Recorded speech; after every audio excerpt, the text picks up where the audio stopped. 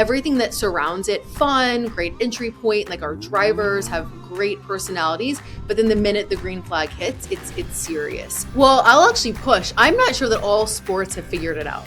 And then I read a bullet that you said that planning is a superpower. And I was like, oh, dude, me and Jess are on the same plane. Hey, everybody. Welcome back to another episode of Radical Content. Eric Gray. I am so excited to have Jess on the show today. Jess Smith, VP of Brand from NASCAR. Used to be at Stewart-Haas Racing. You might know her because this is how I originally knew her, as War Eagle Jess. I feel like, Jess, that's like part of your brand, but I don't feel like it's as much on LinkedIn. So we gotta find a way to bring it in. But we're super pumped to have you on the show. Thanks for having me. I'm excited to be here. Where does War Eagle come from? Are you from Auburn? Are you an Auburn grad? Alumni, yeah. Okay, so all right. I'm a delusional Auburn fan.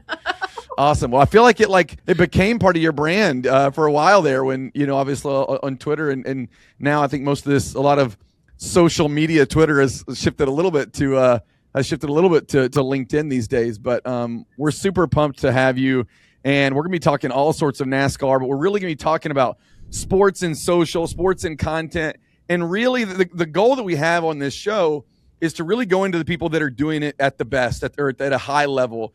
Whenever I was at Universal and at EA Sports, I used to call people literally on the phone and be like, tell me how you got there. I'd call David Beebe at Marriott and tell me what you did. How did you influence? What are all those things? And so the goal of the show is to kind of do that, right? To kind of pull people that are doing really cool stuff in and just kind of share their story a little bit, the brand story. And you've got an awesome one. And so I'd love to kind of start with this question just to kind of set the stage for those people that don't know maybe Stewart-Haas Racing from back in the day. Obviously, everybody's familiar with NASCAR. But tell me a little bit of your story and kind of how did you kind of get into this space? And you're now kind of in a bigger leadership role in brand. And I kind of want to know what that looks like and how that's going. But really kind of a social sports girly for such a long time that's now turned into like a super marketing executive. I'm really pumping you up today. This is good. Oh my goodness, I'm like, I need to learn your sales pitch. Yeah. It's okay. I can come intro you anytime to a meeting with Tim if you got to pitch something big. So Jess's former boss, if I mentioned Tim, is kind of a friend and a colleague. He's been on the show. So tell us a little bit about your story. How did you kind of get into social and content in sports? Yeah, so I've been at it for over 15 years. I always kind of say I was in the space when just X and Facebook were a thing. I was a student athlete at Auburn University, and so sports were always part of my life. What did you play? Track and field. Okay. Very humbling. Yeah. Very, very humbling. Did you run? What did you run? 800 in the mile. 800 in the mile. Okay. Yeah, those are tough ones. Yeah, humbling. So I think like a lot of student athletes, I didn't know exactly what I wanted to do, but I knew I wanted to work in sports. And I've always had kind of a creative, strategic background. My first job out of school was with a nonprofit called the Atlanta Track Club. I only share that part of the journey early on because I feel like when people say they want to work in sports, they often say like big teams, big leagues, all this stuff, but there's so many entry points. Working at a small nonprofit early on was amazing because I got exposed to so many different parts of the business. I wasn't just working on social, I was working on digital, outreach, communications. Anyways, my early part of the career was all focused on social. I've been at the stick and ball side, at the Yankees, at Under Armour, on the New York Rangers, on the brand side at Under Armour. And I was in New York working for the New York Rangers, like a lot of New Yorkers living in 400 square feet. And my husband and I were like, I loved New York, thought we'd never leave. My husband was going stir crazy. And he was like, if you can find something else, potentially I'd be interested in leaving. And so I was at a point in my career where I was still very much in a social role, but was really want to take on a broader marketing role. So I started kind of a search, and we were either going to stay East Coast Charlotte or we were going to go West Coast. And a job opened up at Stewart-Haas. And this is kind of funny. The job description was really well written. And I know that sounds weird, but it was very clearly like they had done their research. They knew what they were looking for. And I feel like that's not always the case. 100%. Yeah. So I was like, I feel like I've got to apply. Knew nothing about NASCAR. Never sport. Like I was kind of just interested in seeing what the market was like. And I got off the phone, and there were a couple of things if I was going to take a move I wanted to do. I wanted autonomy from a creative standpoint. I wanted the opportunity to build, and I really want to take on a broader marketing role. And Stewart-Haas checked all of the boxes for me in the most surprising way, and kind of took a leap over the NASCAR space. I was there for over 4.5 years. It was incredible, like a huge opportunity to just build a content and marketing team from the ground up. But Stewart-Haas closed its doors in November of 2024. I think that's right. And so ended up meeting Tim and went over to NASCAR. Well, I mean, that's got to be kind of such a big jump. And, when there's so many racing groups that are out there, to be one of the ones that gets to work on the mothership, I think that's really fun.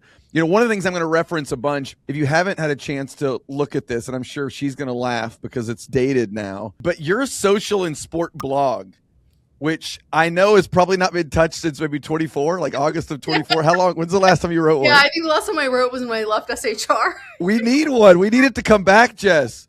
I think a lot of the show today, honestly, I was like, I'm going to get to from her from this because I think there's so much good in what you had to share. And I think that you go deep on some topics that I think social media professionals and social media executives don't really think about. And we cover the gamut here, right? We'll do things that kind of talk about operating in kind of the social media space. But I lived in, for a long time in kind of an executive social role and thinking about brand and looking across at my peers and understanding how does social play a larger role in the overall marketing mix. And I think that, I don't want this to sound bad, but I think that a lot of social media professionals get so in love with social media that they don't look across and realize that it's important to the overall brand, but it's not the only thing. But I think when you can graduate up and you can start to see social media as a paramount piece of the overall marketing mix, you can start to elevate yourself and still be excellent at what you do and what you do every single day.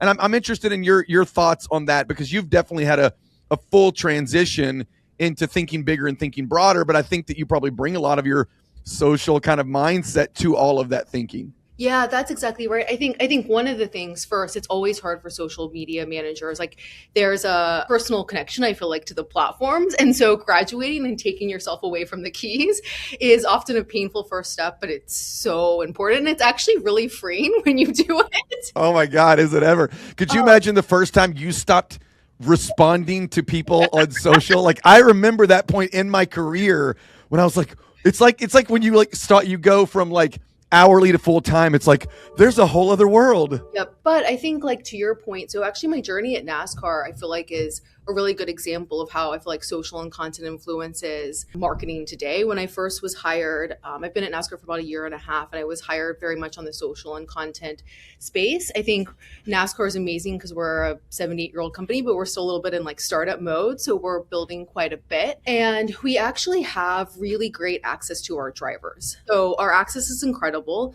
They have fantastic personality and they play along. And when I originally met Tim and we had conversations, I feel like from a sports standpoint, we've just got to do things differently. Like, motorsports isn't an easy entry point. I know people drive cars, but you don't grow up playing the sport like you do football. Right. Baseball. And so I think we've got to do things a bit differently. And we really wanted to build more a personality-centric entertainment model. And so my first 6 months, like, it was really about how do we align social with the big brand beats across the company, and how do we use our platforms to make sure, from a broadcast partner standpoint, because we just gone through a big broadcast deal, just an example, like, how are we telling the story of the broadcast partner changes and really engaging social first way, but also helps drive tune in. And so I really spent my first 6 months trying to align on the big marketing beats and how we can make sure that social's elevating the core businesses.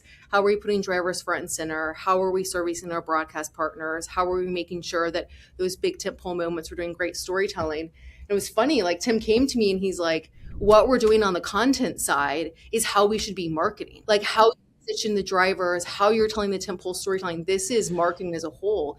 And I think we've gotten to the point where, like, I feel like social at some level it's the distribution piece. So everything that we should be doing from a marketing standpoint should be connected from a social standpoint. There's so many things in there that I think are good that I want to hook into. One of the things that I think is so interesting is how social and the way we think about always on programming. I used to always tell to my senior leadership in travel and tourism, that's how we should think about marketing. It's not a start-stop campaign. The resort and the destination we are marketing is on 365 days a year. We have so many stories to tell. That's something I stole from David Beebe at Marriott. So many stories to tell, but we would push something out that looked like an ad, and then we'd take it down, and then we'd be like, great, can't wait for the next one to come up. But sports is actually kind of my background as well. Like I spent 7 years in sports radio before I got into marketing, stumbled into marketing at EA Sports, started doing social in 2007 and 2008. And really my whole mindset was my job in radio is to keep people connected from 3 to 6 every single day so they come back.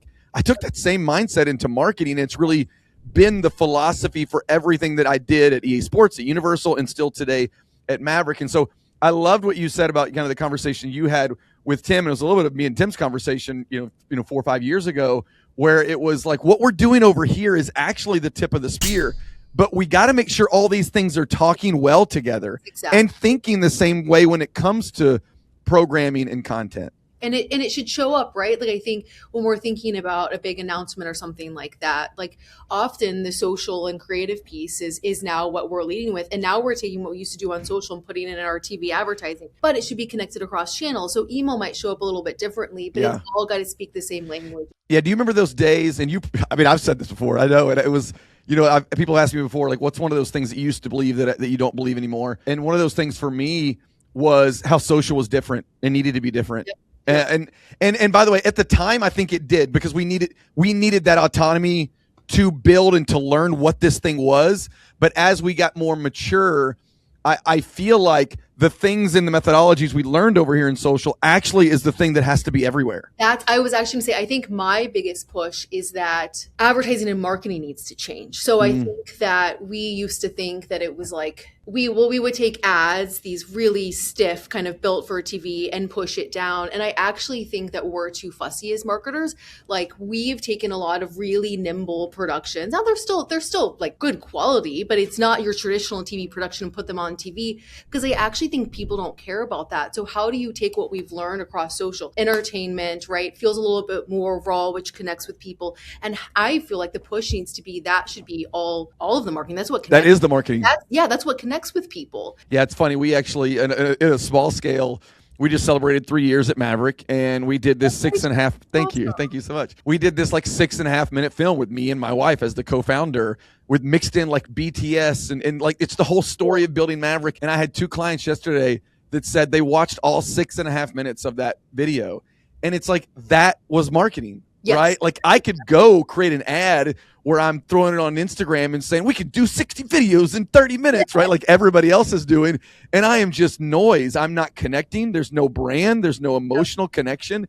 And so, yeah, we believe it. We practice it. Not a PSA for Maverick, but I think that that's a really good connection, because I believe a lot of what you guys did, even before at Stewart-Haas, definitely at Stewart-Haas, and now at NASCAR, like, you kind of throw in this idea of working with the players. You're in the sports world, knows of the helmet off strategy for the NFL. Like, we've got to get these guys more visible, because the NBA doesn't have that same problem. Every sport has its own kind of way in, but at the end of the day, they're all trying to figure out, how do we tell a story that connects emotionally? What stories outside of the drivers, what stories are you guys finding, maybe at Stewart-Haas, but maybe even connecting into where you are at NASCAR today, that is, doing the biggest heavy lifting that you guys are doubling down on? It's interesting. I think so. The driver personality piece is really important to us. I would say it's not just stories. We're really fortunate where I feel like we have drivers who will play ball. So our secret sauce is, how do we find these interesting points in culture that kind of place our drivers are still drivers. They're always going to show up as drivers, but how do we put them in interesting environments that help get kind of casual or NASCAR curious, or maybe someone that's never thought about NASCAR be like, oh, NASCAR is doing some interesting things over there. And so we've really tried to play in this interesting blend of entertainment and NASCAR, because at the end of the day, like, when I joined NASCAR, we're really good at covering the sport. And so we've got that foundation down, but I think trying to show who the drivers are from a different perspective, when we put them in these interesting kind of skits or situations, it allows us to flex their personalities, and you see a different side. Just like a couple examples, like we did a championship announcement video returning to Miami. It was kind of a Back to the Future vibe. We did a 30-minute scripted mini movie for first time race at a naval base. And so we've really tried to blend the lines between like sport and entertainment, because I think as a sport, it separates us. with the buy-in. And I think it's really an interesting way to get people to be like, oh wait, NASCAR is doing some interesting things over there. Like I'm kind of curious about it. Yeah. What did you guys learn from, I don't know if F1 is a dirty word, but obviously, they got a lot of credit, and then Netflix kind of went hard into sports, after their F1 series. You guys were telling stories. You guys were doing documentary stories along with. So what they did wasn't new, right? They partnered with the biggest distribution place in the world to bring a sport that was not really, domestic focused. Were there takeaways from something like that you guys learned as you guys were kind of doing more of what you guys have always done? I mean, I don't know if there were takeaways. I think we all believe this, right? People connect with people. Yeah. And so I think like just making sure the biggest thing is that we have a consistent ecosystem. Mm-hmm. I think the hard part for us is figuring out how do we scale up. So we've done a really good job at like owning big tentpole moments, putting our drivers, having fun, but personality. I think to your point though, then we've got to have really strong access points that show them as just humans, like not in a skit kind of acting sort of moment. And then how do we also layer in the education piece from a NASCAR perspective? Because it is not an easy sport, but I don't know if there was some big takeaway. I think we always understood that access and connecting with the drivers is that's always been part of it. I got another question kind of like that, and I don't know where this is going to go. This just popped in my head. But I think someone that is really, or a group that's disrupting sports today is obviously the Savannah Bananas. Everybody knows what they're doing. Such a polarizing but it's like, it's kind of, I don't want to say it's the opposite, but it's not about storytelling about their people. It's mixed in, right? It's sprinkled in because they want you to know their few people. It's more like WWE meets Globetrotters and so I'm wondering, like, when you look at stuff like even stuff like that is like so fan first, what do you guys think about when you guys consider those other things that, this kind of adjacent sports entertainment that now is starting to really exist? So I actually think if you look at a lot of the marketing work that we've done, it probably takes more of that entertainment first style. I think at the end of the day, like sports is meant to be escape. NASCAR brand position is hell yeah, it's not that serious. It's fun, right? Yeah. Like I think that we offer probably one of the best parties in sports. And so the balance that we always try to strike is like, I do think that we need to be an entertainment platform. But at the same time, when our drivers put their helmets on, it's very serious. And so it's an interesting tension. Yeah, like, you're right. Everything that surrounds it, fun, great entry point, like our drivers have great personalities. But then the minute the green flag hits, it's serious. But I love that approach. And I think that if you look at a lot of the work we've done, it is it's not our drivers just showing up themselves, or it's skits, it's acting. You said something about, not taking yourself serious, and I'm literally going back in the archives. So I guess 2 years ago was the first year we were launching Maverick. I had Tim on the show, and one of the things that Tim said, and I thought this was he probably stole it from somebody else, by the way, but still, we'll give him credit. One of the things he said was, TikTok helped us understand what we always should have been on social. It was almost like this permission to be free to have fun. And when I heard that, as a social professional, I was like, I've known this forever, and you've known this forever. But for Tim, it was almost like an unlock, right? Someone that's sitting in an executive role that wants to do social well, but still probably has a little bit of, hand holding on top of it. I felt like that statement was so free. I probably used it on this podcast 3 or 4 times, but I think that's what you're describing, right? Is like, and I'm not saying that TikTok is great anymore, but it did at one point let us know that we can kind of not take ourselves seriously. We can show things off camera. We can have a little bit more fun. We can be a little bit more silly. Yeah, and I think like I've actually come a long way in that. Like I used to be overly precious on the brand piece. Like you have to show up in this way. Like you've got to be in this box. And I think at the end of the day, like everything, we're competing against everyone and everything, and it's not that serious. No, it's not that serious.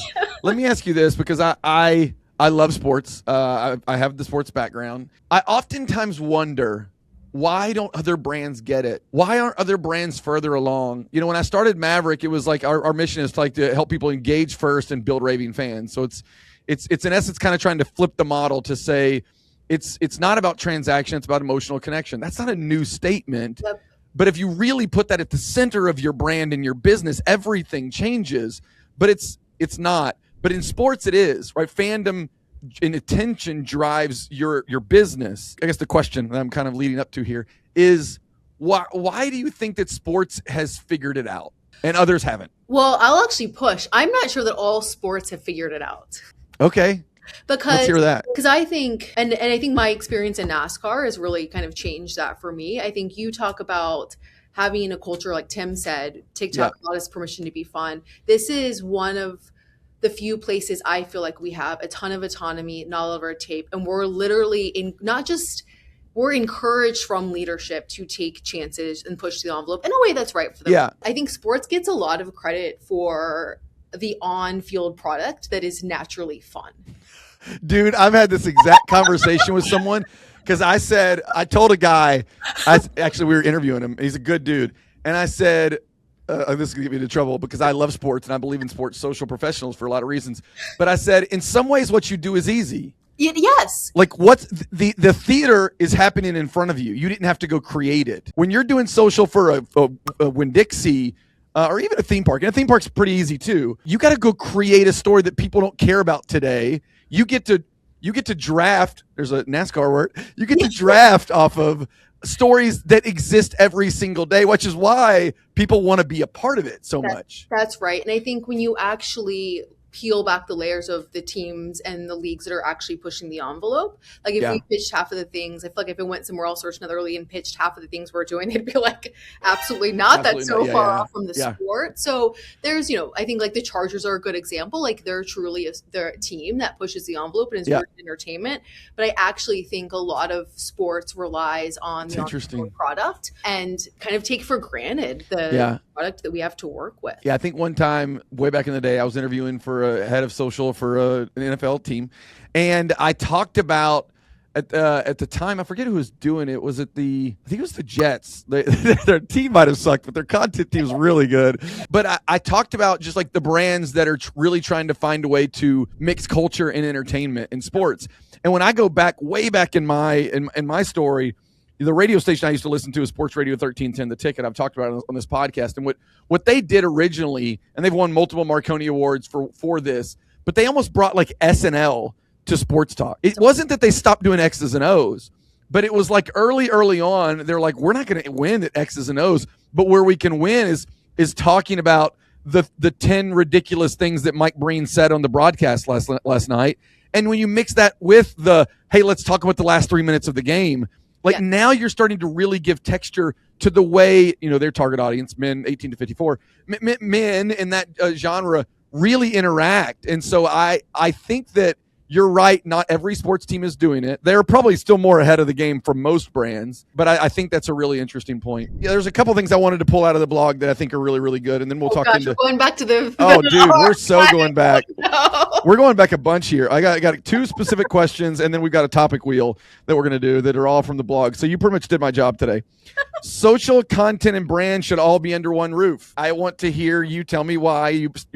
Well, first off, do you still agree with that statement you wrote back in the day? I do. Yeah, and why? We're structured that way at NASCAR now. Yeah, I agree. Wholly, 100%. Yeah. Well, I think first, like social's a front door to the brand. We're talking to consumers 365 days a year, right? All of the time. And I think it is tone. It is how is often the first connection. Like we're even seeing from a NASCAR perspective, younger fans are entering the sport through social. It's a great first entry point for them. And so I think when we talk about building the whole marketing ecosystem and making sure that everything's aligned, telling the same story, doing across channels, like brand and social they're not separate verticals. Mm-hmm. Social is marketing and it's the brand and I look at it more as a not a distribution channel because it's more than that. It all needs to be connected. So like when I first joined NASCAR, social and brand didn't talk all that much. And the strides that we've made by putting it under one roof, our programs are so much more impactful. Our money's going further for us because, right, production's not living in a silo over here and then living in a silo elsewhere. It's been incredibly impactful for us. Another one that you talked about there was something I've preached forever. When I think about one of the greatest skills of a great social program or even strategist and manager is the ability to program a calendar. Now that to some people might sound like a plan, like what are we doing on Monday and what are we doing on Tuesday? And that might sound small, but to someone that comes from radio and someone that has studied and respects things like SNL, programming is the ability to orchestrate a story over any period of time, right? Which is, it could be a 60-minute show, could be a 4-hour show, could be a 5-hour long broadcast, could be a month-long social plan. So when I think about programming, I think it's such an important part. And then I read a bullet that you said that planning is a superpower. Yeah. And I was like, oh, dude, me and Jess are on the same plane. And so I want to know what you mean when you say planning is a superpower. So I don't know if you've ever, can be so hard in the social space to get teams to want to plan. It is like, but, and especially in sports in our world where everything is so fluid, like I've always said that planning helps us put the foundation in place so we're not scrambling week to week. And then when the things come up, we can do our best magic work. Like I actually think even in sports, like we don't get enough credit for how much can be planned. So one, like planning protects the team. It gives like visibility. It allows you to evangelize the work for leadership. But then it also, I feel like, opens the door. So when you have really great ideas, things come up on the fly, you're in a position to actually react to them because you've put the foundation in place 4 weeks ago. You're not scrambling week to week. So especially on the social side, I feel like it's foundational. And then it allows you to react very creatively and freely because you're not living in the day-to-day anymore. Yeah, the other thing it does is like I feel like, and it kind of builds off what you're saying, is I think that's where great originality happens. You know, there's nothing wrong with 20% of your social strategy being around, let's be reactive and let's be relevant with culture. But you don't get your 30-minute film without, really thinking about what content can be. I oftentimes will tell people, I think one of the most underrated aspects of social is they don't give enough credit to the importance of pre-production. Yep. Because we just think like run and gun. And look, I love that. There's a place for that. But when you start to really elevate and create an enterprise level social and content team, pre-production and planning and thinking about the story we want to tell is so much more. And I think that's a hard time sometimes for a social pro to elevate themselves. It is. And I think that I kind of look at social, there's a couple of different pieces. And that's why like a lot of our big social work now is being done in collaboration with our brand strategy group, our social group, our IMG group. Like we've got all of a sudden 10 different people planning. So I think it's like big beats, foundational storytelling. Because to your point, when I started 15 years ago, we were not doing video production. Everything is so much more elevated. It takes time. It's Yeah, it totally does. All right, here's the topic wheel. Are you ready? It was a blog that you wrote. 6 things the best social teams in sports do different. What's funny about it is like it is still so relevant, Jess. I wonder what year that was. It was 24, I think. You had a big year, 24. Pick a number 1 through 6, Jess, and I'll let you know what it reveals. 3. Take care of the business. One of the things you said is most important thing for a social team to do is to take care of the business. Elaborate on that. First of all, I think this is true for anyone that works in marketing, but I think when you get in your career early on from a social standpoint, I often hear we don't have enough resource, we don't have enough time, we don't have enough piece in X, Y, and Z. And it's one of those things that I learned. It's like, we're never going to get a seat at the table. And I think social is a seat at the table now. We're so far from that. So that's not the point, or the right resources that we need if we don't understand how we can map back to the broader business. Social is fun, right? There's community management, there's trends and all that kind of stuff, but it is much more sophisticated and bigger than that. And the only way, one, to get more resources to know how to advocate is to understand the business. But then also, it's also a growth piece. So I think the more that you can embed yourself and what other groups are doing, because social does often, I don't like the word service because I don't think we're a service. We also often help elevate the work that other groups are doing or other priorities in the business. It will make you better at your job. And so I think it is just one of those things that it's very easy to think that social is just this kind of kid, at the little kid's table. Yeah. But the more that you start to embed yourself in the business, both to understand how you can help elevate what the org is looking to do, you unlock all kinds of magic. It's so true. I think that you got to start treating social like it's big for it to be big. When you think small and like try to separate yourself and we're different and, give us a seat at the table. I asked a guy one time, I was like, I'm having trouble to kind of break through in my leadership team. And he said, you got to understand what problems they're trying to solve and you got to tie social back to those. And I was like, enough said. I can do that. Yep. And that unlocked everything. Yeah. And I think we're so far past the point of saying that we don't have resources, we don't have this. Like, we've proven the value of social. It's up to you, to me, to roll up your sleeves and figure out how it maps back. Yeah. All right, here we go. The wheel is up. So we're done with 3. Give us another number, Jess. 4. Tap into the emotions of sports. Emotion is one of the most powerful tools we have as marketers in and out of sports. Let's hear more. I mean, so I think one, like, I would never go work for like a CPG brand. Never say never, but like, because I think people don't have a natural emotional connection.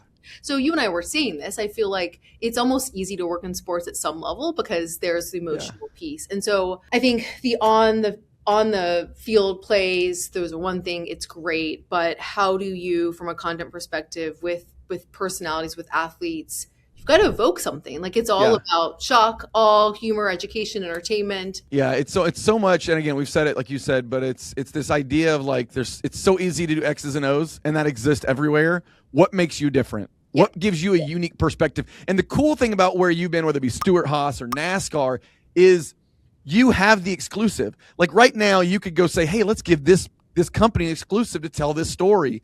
You know, when I was at EA Sports, I used to give exclusive screenshots to IGN and exclusive interviews with our developers to these other places. And I was like, why don't we give ourselves the exclusive? We could build our own audience. Yep. And now we're past that. But even if you just think about that, right? If NASCAR was giving itself its own access, which you do, what big thing can we do? And I think some sports teams still need to think about that. It's easy to take it for granted, I feel like, when you live it day to day. Yeah. Fortunate. I agree. All right. 3's down. 4 is down. 1. Number 1, understand moments are a platform for the brand. This is one of my favorite topics, and I feel like it's been a big unlock for us at NASCAR. So you have certain times in a season where you have the opportunity to transcend either your core fans, the sport itself. And so season launch, big announcements, for us, it's tentpole races. If we have culture collabs, doing those moments well and figuring out what the story is, investing right in those moments for both a content activation and all of that, those transcend the sport. And so thinking about how they're marketing platforms, thinking about them as mini campaigns, like a brand would. Yeah, it's funny because like we said, social teams used to think about these and then brand teams didn't. Back in the day, that was real, right? And then things like the NFL schedule release started becoming what it was, right? And then now everyone recognizes, oh, wait a minute. How can we make all of these moments larger moments? Then we've got a much more 365-day-a-year story to tell. And how are you connecting those to the business, right? Even I think schedule release has evolved. Like, it used to just be a content play, and now you see it's tied to Ticketmaster and tickets and admissions and performance and all of that. And so it's not just a big social moment, it's connecting it to everything across the org. No, I love that one. All right, 2, 5, and 6. 2. All right, number 2, don't rely solely on game and practice coverage. I think we've beaten this up, but anything else? No, people connect with people. Like, that's like. All right, I'm gonna play it out. We're gonna go to 5. Here we go. Execute like a human, but within the brand box. Yeah, I mean, I think social is not just it's not about stiff copywriting. I actually don't even think, I think even so far, like, I don't know if grammar even matters as much as it used to anymore. I mean, dude, I told someone on my team that's creating LinkedIn, we're creating LinkedIn content. I was like, you know what? Maybe don't capitalize the letter I. Let's just see. Let's just see what happens. Especially in social, I feel like it's such an escape now. You look at the younger generation, like some of our younger drivers, the way that they talk online is so very different than veterans. Like, you've got to show up the way people show up on the channels. And I think that that's just super important to not take yourself so seriously. Yeah. And then the last one here, and I think we could spend a whole podcast just talking about this, but I'm interested in kind of your overview because we haven't talked about it much. Don't overthink the creative process. I feel like, especially today, ideas are the biggest thing. So nail a good idea. And I am not a fussy person. So when we go through edits and stuff, like, if the idea is there, the audience cares about it, I'm not going to go through 5 million edits just to make it perfect. I think my take is you can't be fearful. You've got to try, you've got to learn, you've got to move quick. And I think at the volume of work we're doing, like, the more you start to overthink, you're not going to have great ideas. Let me close with this because I think this is an interesting thing for people that are, in seats like we've been in before and are kind of aspirational and being seats that you're in now. How has your mind changed as a marketer, as a storyteller, as you've transitioned out of probably a day-to-day social and content role? Still, that's kind of a grounding of what you're doing. But as you've gotten into a more leadership role around how does the NASCAR brand show up and matter to people, what are things that you're thinking about today that you might have not thought about, 5-7 years ago when you were really hardcore in the channels? Oh gosh. I think the easy one is like larger impact, and does the investment kind of match the moment? But I think that it's also part of the beauty of having social and brand live under the same umbrella, because I feel like we've been able to maximize the moments. I think like process, which is not fun. Yeah, no, it's true though. But like, how do we have process to protect the team, but not process for the sake of process? And then, I think honestly, like I'm a lot more, which is kind of interesting, I'm a lot more loose than I used to be. Like, I feel like I understand what's important and what doesn't, and I'm not going to be fussy about things. Yeah. Which is I'm surprised by that evolution, but I'm like, yeah, I'm not. Like, you get comfortable in your career, you get confident in your abilities, you start to sit in your seat, and it starts to feel like, I remember there was a state at Universal where I was like, it didn't matter the room that I was going in. I felt like I had a unique perspective. I felt like we were doing good work. I was just trying to push the envelope. Yep. And so, yeah, I did get very comfortable. And so I get that. I get that. Man, I could do this for a while. Hardest guest to get, ladies and gentlemen, Jess Smith right here. It's not because she's difficult. It's because she's busy doing amazing things. Tell Tim I said hi. It was such a pleasure to finally get to meet you, Jess. And hopefully we do get to do another episode in the future. I had a blast. This was fun. Awesome. Thanks so much, Eric. All right, cool. We'll talk soon. That's it. Another episode of Radical Content. We'll talk soon. See you, everybody.